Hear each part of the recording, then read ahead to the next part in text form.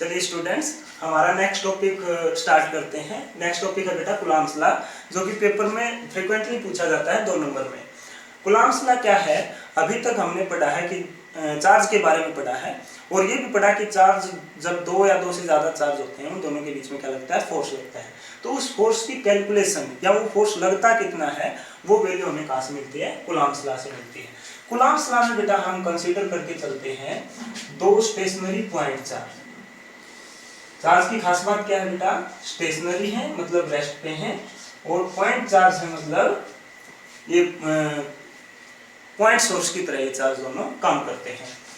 और इन दोनों के बीच में डिस्टेंस एक स्मॉल डिस्टेंस है जिसको हम आर से लेके चलते हैं, आर से डिनोट करते हैं।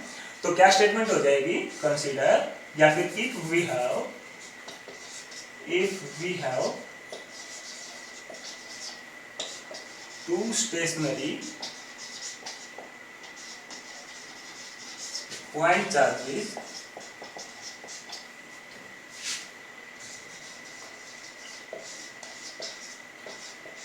Q1 and Q2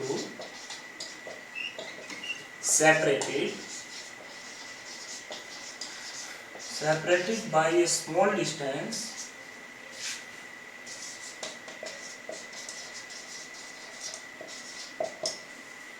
अगर ये कंडीशन हमारे पास है, अगर हमारे पास Q1 Q2 दो स्टेशनरी पॉइंट चार्ज हैं और उन दोनों के बीच में डिस्टेंस r है, तो क्या होगा बेटा? देन इलेक्ट्रोस्टैटिक फोर्स ऑफ, अब इस फोर्स को कैसा बोलेंगे? अट्रैक्टिंग या रिपल्सिव। तो हमने देखा था कि चार्ज जो है चार्ज के ऊपर दोनों तरह का फोर्स लगाता है। लाइक चार्जेस रिपेल भी करते हैं और अनलाइक अट्रैक्ट भी करते हैं।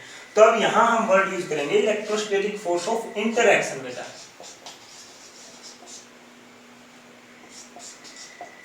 इंटरैक्शन का मतलब अट्रैक्टिव और रिपल्सिव दोनों कंबाइन होकर आ गए।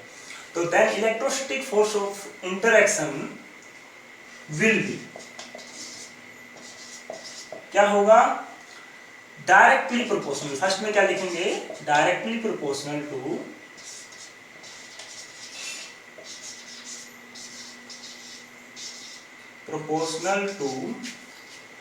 Product of the 2 charges।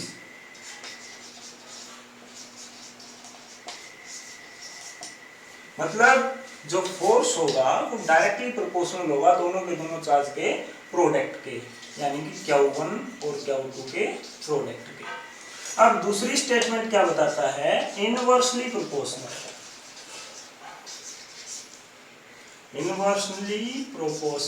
To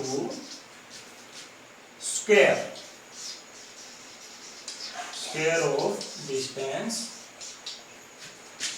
between the 2 charges।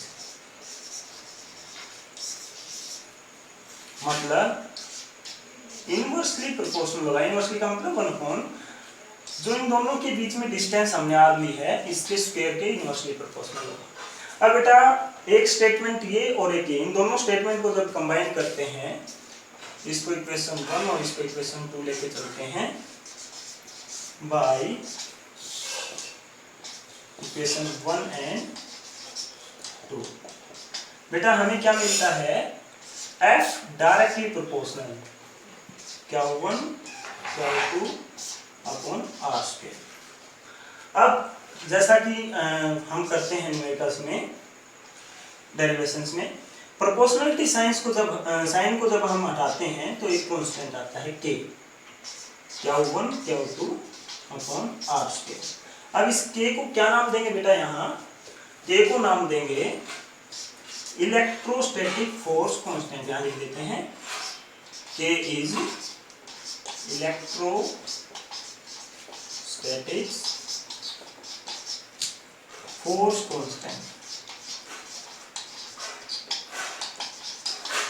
या फिर इसी का दूसरा नाम है, ये कौन सा लॉ है? Coulomb's law. तो इसीलिए इस कांस्टेंट को क्या नाम दे देंगे? Coulomb's constant. पेपर में आपको कूलम्ब्स कांस्टेंट के नाम से मिलता है। Coulomb's constant.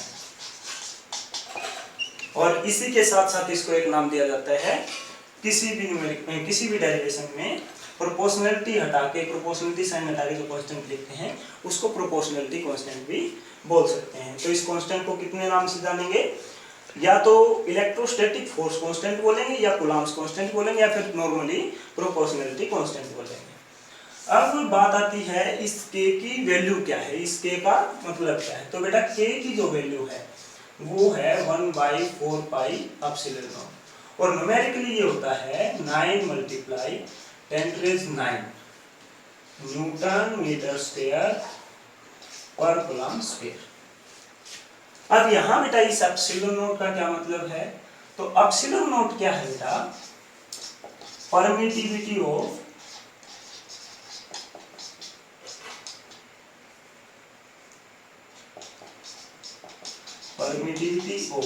Free space. Epsilon not क्या है, परमिटिविटी ऑफ फ्री स्पेस। अब यहां से एप्सिलॉन नॉट की जो वैल्यू है उसको भी हम देख लेते हैं एक बार। एप्सिलॉन नॉट की वैल्यू होती है बेटा 8.85 मल्टीप्लाई 10⁻⁻12 न्यूटन इनवर्स मीटर -2 और कूलम्ब स्क्वायर। यहां तक समझ में आया, आगे देखते हैं। अब देखते हैं बेटा इस k की यूनिट, k की और एप्सिलॉन नॉट की बेटा बार बार पेपर में यूनिट और डायमेंशन फॉर्मूले पूछे जाते हैं। तो अब देख लेते हैं हमारे पास फॉर्मूला क्या है, F = K Q1 Q2 r²। यहाँ से हमें किसकी जो यूनिट है वो फाइंड करनी है, k की फाइंड करनी है। तो k को एक साइड रखो, बाकी सबको दूसरी साइड ले जाओ, क्या आ जाएगा F r² Q1 Q2। देखो अब इसके बाद हम जब यूनिट पुट करते हैं तो फोर्स की क्या यूनिट होती है बेटा, न्यूटन। डिस्टेंस r मतलब क्या है, डिस्टेंस, डिस्टेंस की मीटर स्क्वायर, और नीचे एक कूलम्ब का, एक चार्ज का Q यानी कि एक Q के लिए C और इसके लिए फिर से C, यानी कि कूलम्ब का क्या हो जाएगा, स्क्वायर, तो कूलम्ब स्क्वायर। और ये नीचे था इसलिए इसको क्या लिखेंगे, -2। तो k की क्या यूनिट होगी बेटा, न्यूटन मीटर स्क्वायर पर कूलम्ब स्क्वायर। अब इसको लगातार हम इस रिलेशन से देख लेते हैं बेटा, लगातार ही।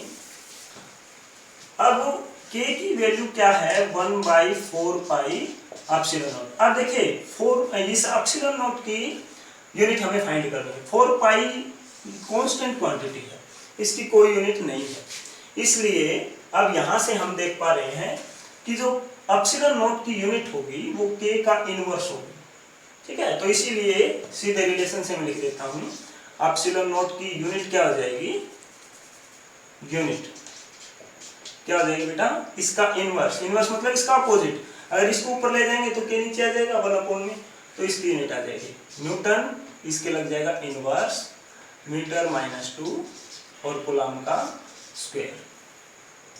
ये हमारी होगी एप्सिलॉन नॉट की यूनिट। अब देख लेते हैं बेटा डायमेंशनल फॉर्मूले। डायमेंशनल फॉर्मूला सबसे पहले हम देखते हैं k का। k का डायमेंशन फॉर्मूला इसी तरह से फॉर्मूले से लेके चलेंगे, k = F r² Q1 Q2। अब यहाँ से हम देखते हैं F मतलब फोर्स का डायमेंशन फॉर्मूला क्या होता है, mLt-2।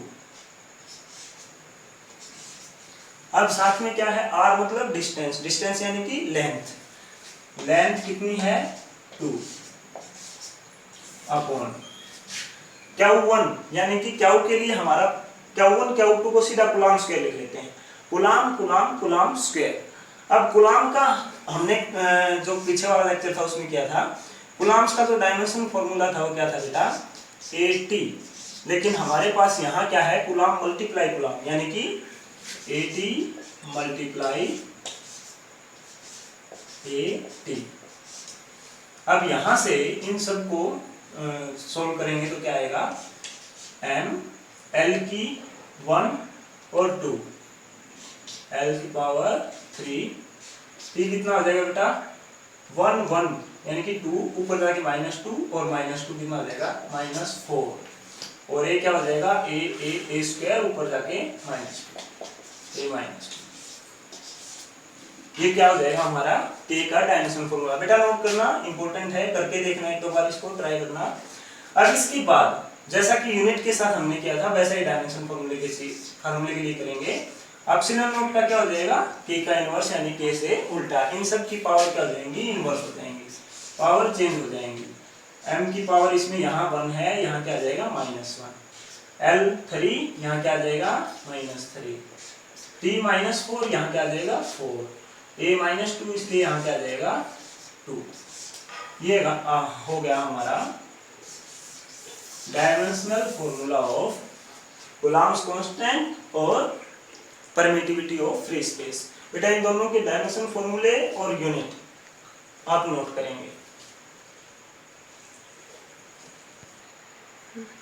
अब देखते हैं एप्सिलॉन नोट हमने देखा था क्या परमिटिविटी ऑफ फ्री स्पेस, लेकिन एप्सिलॉन नोट की जगह अगर एप्सिलॉन लिखते हम या फिर एप्सिलॉन m लिखते हैं तो इसका मतलब क्या हो जाएगा। देखो बेटा पता चल रहा है नाम से ही, एप्सिलॉन नोट मतलब परमिटिविटी ऑफ फ्री स्पेस या वैक्यूम, एप्सिलॉन m लिखा इसका मतलब परमिटिविटी ऑफ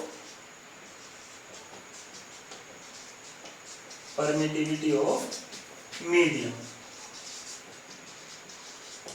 अब यहां से बेटा एक नई चीज आती है एप्सिलॉन r। एप्सिलॉन r का मतलब होता है रिलेटिव इलेक्ट्रिक परमिटिविटी। अब रिलेटिव इलेक्ट्रिक परमिटिविटी होती है बेटा एप्सिलॉन बाई एप्सिलॉन नोट, इसको एप्सिलॉन m से भी हम लिख सकते हैं, ये इंपॉर्टेंट फॉर्मूला है। और इसी को बेटा इसी को हम लिखते हैं, इसी रेशियो को k से, और ये k क्या है डाई इलेक्ट्रिक कांस्टेंट। ये k क्या है डाई इलेक्ट्रिक कांस्टेंट। अब आप यहां से बताइए इस डाई इलेक्ट्रिक कांस्टेंट की यूनिट क्या है। ऊपर भी क्या है परमिटिविटी, नीचे भी परमिटिविटी, मतलब सेम यूनिट इस परमिटिविटी की, वही यूनिट यहाँ परमिटिविटी की। तो यूनिट से सेम यूनिट दोनों एक दूसरे को कैंसिल कर देंगी। तो ये इंपॉर्टेंट बात है, याद रखिएगा डाई इलेक्ट्रिक कांस्टेंट की कोई यूनिट नहीं होती है, और यूनिट नहीं होती इसका मतलब इसका डायमेंशन फॉर्मूला भी नहीं होता है। अभी क्यों करवाया, ये इसलिए करवाया बेटा, नॉर्मली क्वेश्चन आता है 2019 में पूछा गया है क्वेश्चन कि what is the ratio of force between two charges placed in air to water. ये वाटर की जगह कोई भी मीडियम हो सकता है, तो मैं यहां मीडियम लिख देता हूं। क्वेश्चन की स्टेटमेंट क्या थी, find the ratio of force between two charges placed in air to vacuum. मतलब दो चार्ज हैं, वो एक बार हमने एयर में रखे, वो फोर्स निकालो, फिर मीडियम में रखे, किसी भी मीडियम में केरोसिन वगैरह में पूछ सकता है, फिर वो फोर्स निकालो और उन दोनों का क्या निकालो रेशियो। तो बेटा इस टाइप की क्वेश्चन के लिए हम जानते हैं एफ एयर क्या होगा बेटा, एयर या वैक्यूम को हम एक जैसा कंसीडर करके चलते हैं। तो ऊपर वाले के लिए पहले अलग से इनकी सेपरेटली वैल्यू लिखते हैं। एफ एयर क्या हो जाएगा बेटा 1/4 पाई, फोर्स का क्या फॉर्मूला था कूलम्ब्स लॉ से, फोर्स का क्या फॉर्मूला था 1/4 pi epsilon not Q1 Q2 upon r square, के की वैल्यू पुट कर दी है। अब यहाँ से एफ एयर में जब लिखेंगे तो 1/4 पाई एप्सिलॉन नॉट, क्यों, क्योंकि एयर और वैक्यूम को सेम कंसीडर करके चलते हैं, Q1 Q2 upon r square. अब यही एफ अगर इन दोनों चार्जेस को एक बार एयर में और फिर इन्हीं को हम किसी मीडियम के अंदर बंद कर दें तो फोर्स क्या हो जाएगा बेटा 1/4 पाई। बाकी सब चीज सेम है क्योंकि चार्ज सेम है, डिस्टेंस सेम है दोनों के बीच की, केवल चेंज होगा तो क्या एप्सिलॉन नॉट की जगह यहाँ क्या आ जाएगा epsilon m Q1 Q2 upon r square. अब रेशो निकालना है इसलिए पुट करते हैं, मैं यही लगा देता हूं। जब रेशो निकालते हैं तो बेटा देखिए ये पूरी टर्म दोनों एक जैसी हैं, कट जाएंगी, 4 पाई भी कैंसिल हो जाएगा, बचेगा क्या एफ एयर एफ मीडियम, क्या बचा यहाँ से 1/एप्सिलॉन नॉट और इसके नीचे 1/एप्सिलॉन m, नीचे वाली इन्वर्ट हो जाएगी 1/एप्सिलॉन नॉट और ये हो जाएगी ऊपर एप्सिलॉन m/1। यहाँ से जो नेट हमारा रिजल्ट आया एप्सिलॉन m/एप्सिलॉन0। एप्सिलॉन m को अकेला एप्सिलॉन भी लिखते हैं। अब ये वाला रिजल्ट जो है वो इंटरेस्टिंग है। ये रिजल्ट आपने देखा है, अभी देखा है। ये क्या है बेटा, डाइलेक्ट्रिक कांस्टेंट या रिलेटिव इलेक्ट्रिक परमिटिविटी। तो इसके ऑप्शन में यही मिला था, 2019 में क्वेश्चन आया हुआ था। इसके ऑप्शन में 0, 1, k, 1/k। तो इसका ऑप्शन, इस ऑप्शन का हमारा आंसर क्या हो जाएगा इस क्वेश्चन का, k। एयर टू मीडियम का जो रेशियो है वो क्या हो जाएगा, डाइलेक्ट्रिक कांस्टेंट। अगर मीडियम टू एयर का पूछ ले तो ये रिवर्स हो जाएगा और 1/k इसका आंसर हो जाएगा।